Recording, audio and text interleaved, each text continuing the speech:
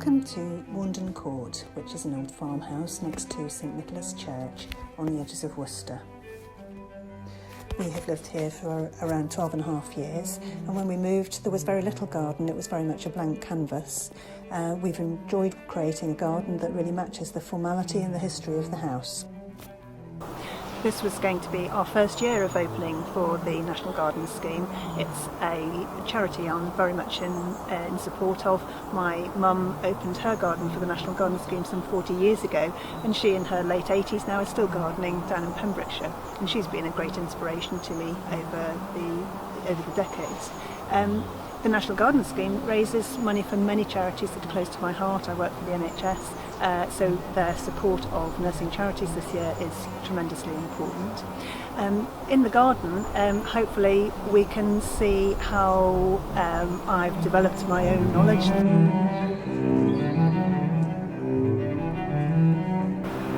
So let's move on through the garden and see how it's developed.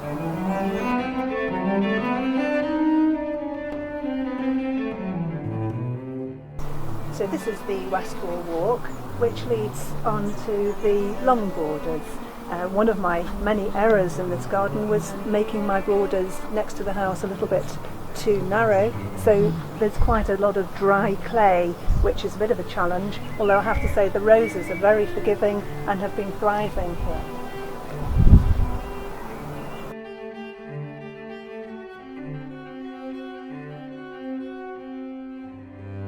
One of the successes in the garden have been the alliums, which self-seed liberally and have been a really lovely sculptural addition to the garden in amongst the roses.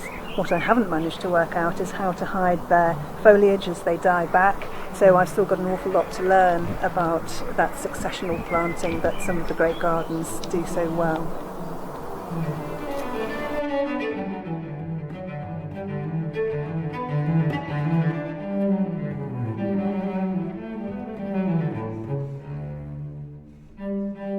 Another favourite and very successful rose here is Benjamin Britten.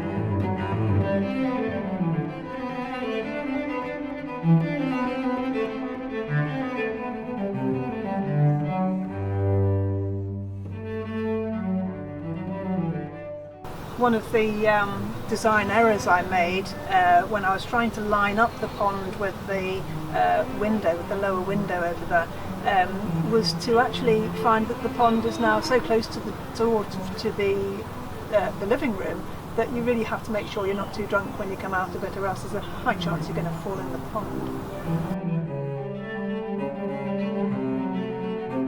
This plant is one of my absolute favourites. It's Cercis canadensis forest pansy, and it's a very odd shape as it suffered from another of my mistakes, which was leaving the trampoline out over winter, which was gusted up by a gale and landed and flattened the poor old Cercis.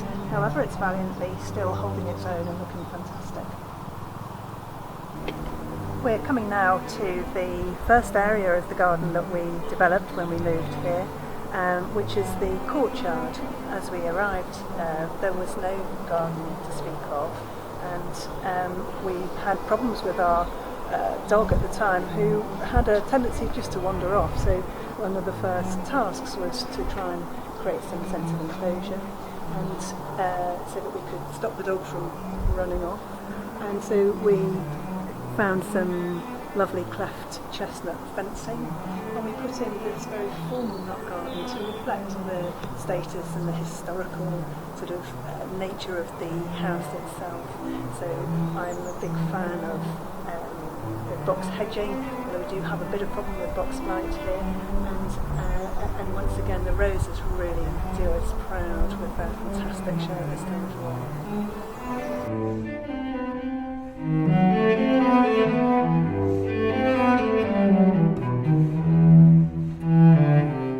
We're very lucky here to have a well that has a pump in it now, so that supplies all of the water for watering the outside.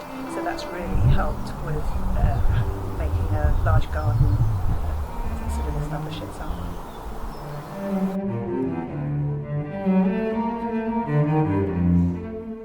We're now going to walk down to the potager and the lower garden.